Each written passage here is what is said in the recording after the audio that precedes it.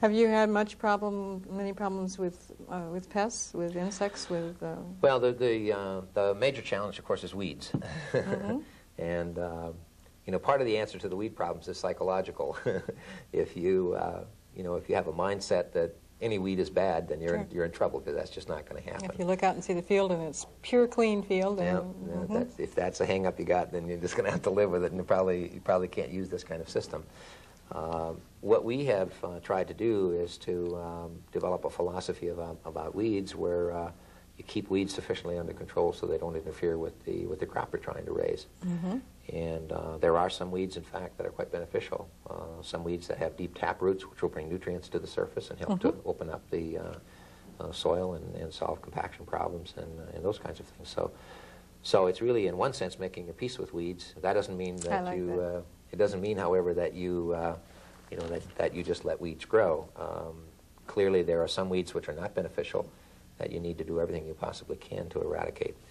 The key to the weed control is in the crop rotation, and one of the primary things that we want to accomplish is to constantly alternate from cool weather to warm weather to hot weather plants, because as you do, you keep changing the environment, so you don't allow a particular species of weeds to really establish themselves.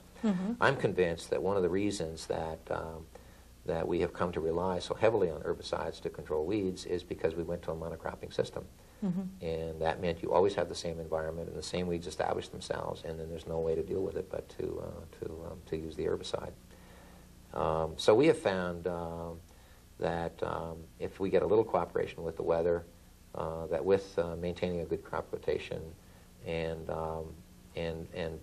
various mechanical control systems, that you can very effectively keep weeds under control without any herbicides. The insects, part of the thing about being fortunate being in North Dakota is that a lot of insects freeze out over the winter. But again, the crop rotation goes a long way toward, because again, what you're doing is keep continually changing the environment. So an inconsistency is an advantage. It's the diversity. Nature's, again, this is, nature has so many things to teach us, and nature's own system, of course, is a diverse system. You never see a monoculture in nature, and that's part of her secret. And what we need to do is to try to implement that system as it fits into the agroecology of our own regions, what we're trying to accomplish. Now that doesn't mean that that's easy or that solves all the problems. We raise sunflowers, and one of the insects that's still giving us a real headache is the sunflower seed weevil.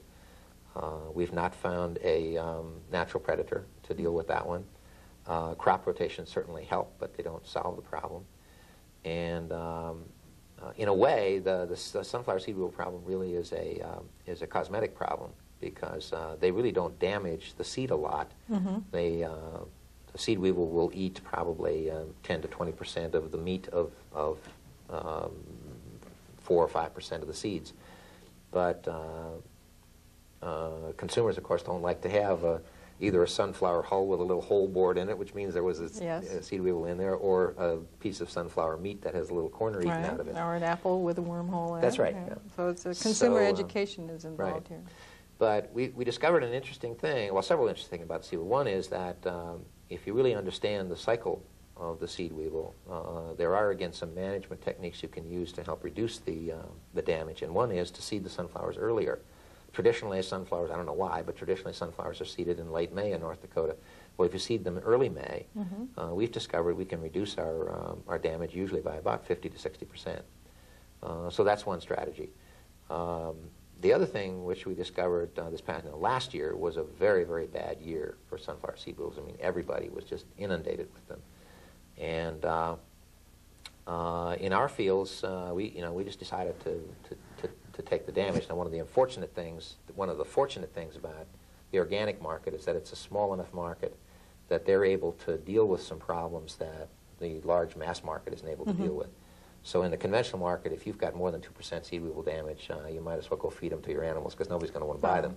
But on the organic market, since they're dealing with a smaller quantity, they can in fact take the time. You have to take a little bit of a discount on your product, but they can take the time to clean out most of the seed weevil damaged seeds, so you can still market your product.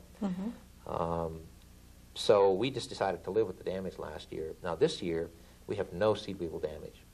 And as I talk with some of the entomologists up at the university, they say that what has happened is that last year there were about 5 times as many seed weevils as there was acreage available for them to propagate in. And so they, in a sense, did each other in. And so the this market year, went down for the seed weevil. But the thing that's happened is that nature has taken care of the problem. Now, if we had gone in and intervened, too radically in that, we would have prevented nature actually from dealing with the problem. So again, it's another indication of, that doesn't mean that a farmer can always afford to, to take the loss and let nature do its thing.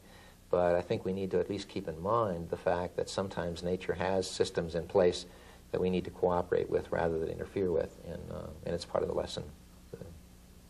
We come back to the word manage.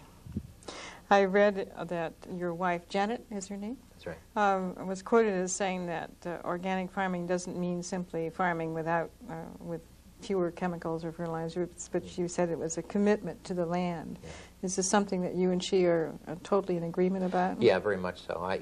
Quite apart from that as a moral statement, there's a very practical aspect to that, and that is that when you cooperate with nature as a farmer, nature always is going to throw you some surprises. I mean, Yes.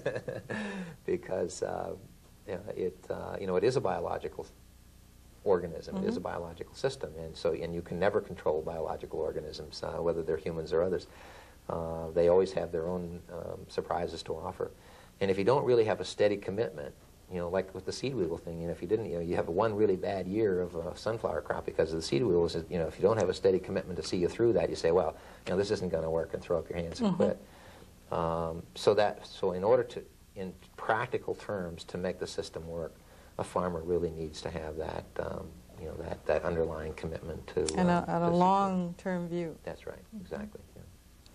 Well, you and I are both here in Lincoln to attend a conference, and I wondered if you had some comments about the conference, or if you had time to share with us a little bit about what you talked about this morning, which was of such interest to the group. Well, I mean, the conferences like this, I think, are invaluable to not only to agriculture but to our whole society, because it's an opportunity for people to get together and share ideas and debate issues and try to figure out where we want to go in our society in terms of our whole food production system.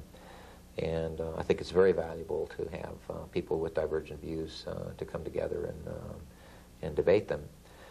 One of the things I tried to do this morning in opening the conference was to sort of take the long view and to present some options which seem to me to be present for us in our society, which really is going to be determined by what we choose. And I think we are on the threshold of 2 potential revolutions in agriculture. One is the one we're engaged in, and the other is the really a higher tech approach to agriculture than the one we're just coming out of. And so I think it's important to recognize that those are both real options for us, and the one that we choose as a society is the one we're going to get. And I'm of course I'm committed to a more low input approach, cooperating with nature and using nature's own systems, rather than further manipulating nature's system, which I think is primarily what the genetic and biotech technology is going to provide for us. That doesn't necessarily mean that there is no place for some of those technologies, but I think there are a number of people in our society that really want to see us go all the way with that and make that the future of agriculture. And I think there's some serious problems with that. I think that I don't think we know now anymore about how these technologies are going to affect nature, because they are technologies that didn't evolve with nature. I don't think we know any more about that now than we did when we introduced the chemical technology. And somewhere along the way we should learn some lessons from the past and be a little bit more cautious about introducing these technologies into the world, because we could in fact be creating more problems than we're solving, and that would be a net loss to our society. And eventually we may get to a point where if we don't you know, if we unleash some of these things in ways that that make it very difficult for us to back out of, then you know, we could in fact damage our food production capacity, which would be a serious threat to not only this nation but to the world. So you're advising caution? Yeah, particularly with biotechnology. Well, I think, you know, Stephen Snyder made a comment in a book that he wrote back in the 1970s called The Genesis Strategy, in which he said that there is a law of technology, and the law is that the more complex the technology, the greater the potential that there could be side effects from that technology, which could be damaging to humans or to the environment. Ah. And you know, that's a common sense kind of law.